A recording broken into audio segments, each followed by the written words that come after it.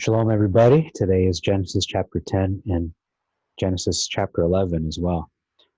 We have 32 verses in each, so let's break it down. In verse 8, it says, Nimrod, he began to be a giant upon the earth in the Septuagint. We're not sure what this means. It could mean that he started to grow and become a giant. I'm not sure if this one is a mystery. Whereas verse 9 is a little bit less of a mystery. It says he was a giant hunter before Jehovah Elohim. Therefore they say as Nimrod, the giant hunter before Jehovah. So he's somebody who actually is known for killing giants. These are the giants spoken of, I believe, in Genesis 6. Some people understand this to mean he was a tyrant and he hunted tyrants. Well, if he was a tyrant, how can he hunt tyrants? That doesn't seem to make sense to me. This either means literal giants or not.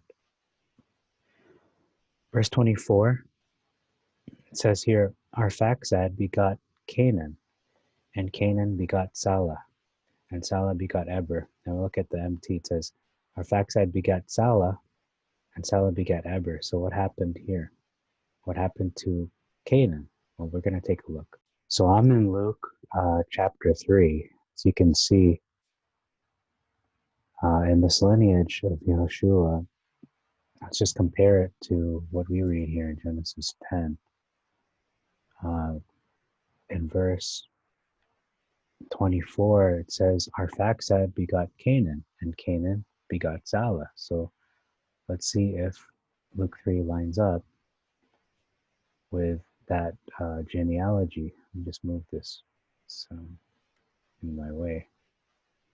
So we're looking at Arphaxad as the father of Canaan, and Canaan is then the father of Salah, and Salah of Eber.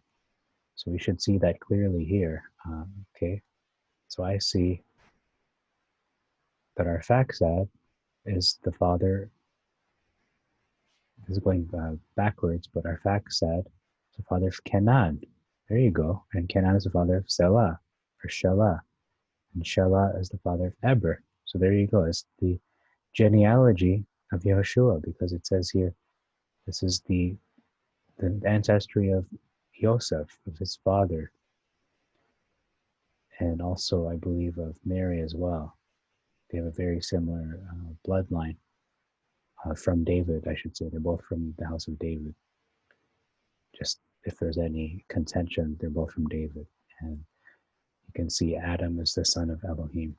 So that's pretty much cleared up. He does exist, but in the Masoretic, for whatever reason, they remove Canaan altogether. He's just omitted from the text as if he never existed, which is sad because the Septuagint does include him. And that's important because the amount of years that he lived makes a difference in terms of, and for calculating the years from Adam to Abraham, and then Abraham to Moses, and Moses to David, and so on up to Yeshua. You can see does it line up with the prophecy, because that's important. If it doesn't, then a lot of the prophecies will be off kilter. They won't line up with what Daniel is saying, for example, in Daniel chapter 9 regarding the 70 weeks determined for the people. That's not going to line up. If you miss one person, it's going to be a little bit off by how much I cannot say at this moment. That's for another presentation. Verse 32 says, Gentiles in the Septuagint. These are the tribes of the sons of Noah according to the generations, according to their nations. And this is where it differs. Of them, the sons of Noah were the islands of the Gentiles scattered over the earth after the flood. Where it says here, no, in the in MT, by these were the nations divided in the earth after the flood. So they're just saying these were the nations, all nations, but it's saying here, no, these were the islands of the Gentiles, the unbelievers, were scattered over the earth after the flood. So that's all for Genesis chapter 10. We're going to now look at 11. And I want to make this an overly long presentation, but let's just break it down. Verse 6 is interesting. People say There, there's racists, or what does the Bible say? What does the Septuagint say? Let's look at the NT first. Behold, the people is one, and they all have one uh, language. They begin to do building. That's what they're talking about. And now nothing will be restrained from them, which they have imagined to do. So it's like whatever we imagine we'll be able to do. Time machines, all those things like that. But look what it actually says in the Septuagint. Jehovah said, behold, one race. Oh, so you can't be racist because we're all one human race. We're all the same race. We're all one race from one blood, but many nations. I think that's how the Bible explains it. And it says here, one lip from all, of all. And they've begun to do this, build the city, the tower. And now nothing shall fail from them, not restrained, shall fail from them uh, of all they have undertaken to do. So that's very different than imagine to do. And he's talking in context here of the city and tower, which they have just undertaken to do. It's not anything we imagined. Yeah, human civilization was moving pretty fast and we undertook a lot of different things. But specifically, Jehovah had his reasons for doing that. And I don't think it was because they imagined to do, nothing will be restrained from them. It's more that they've undertaken this mission and nothing shall fail from them regarding this mission. Because if you read in other books like Jasher Jubilees, there were many men who were trying to uh, attack, and they were trying to invade heaven, essentially. And this was a very bad attitude that Jehovah saw. He didn't want that to persist. So let's look at verse 8 now.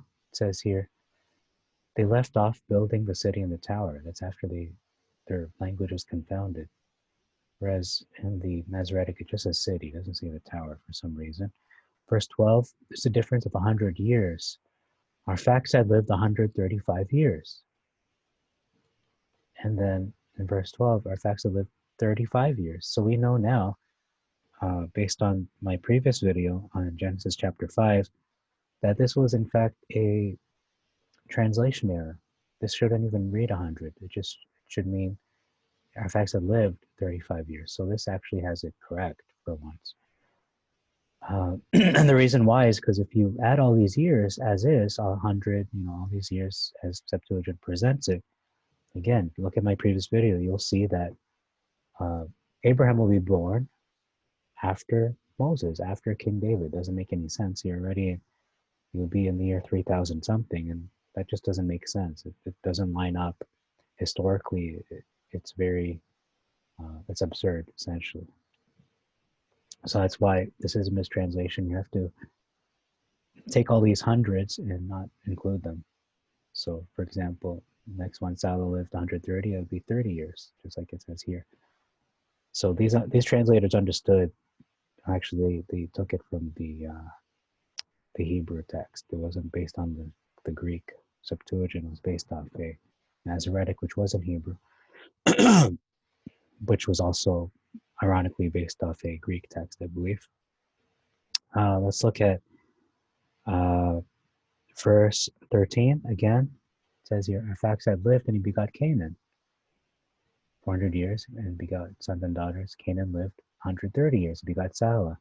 Canaan lived after he had begot Salah 330 years and begot sons and daughters and died. Look at this verse.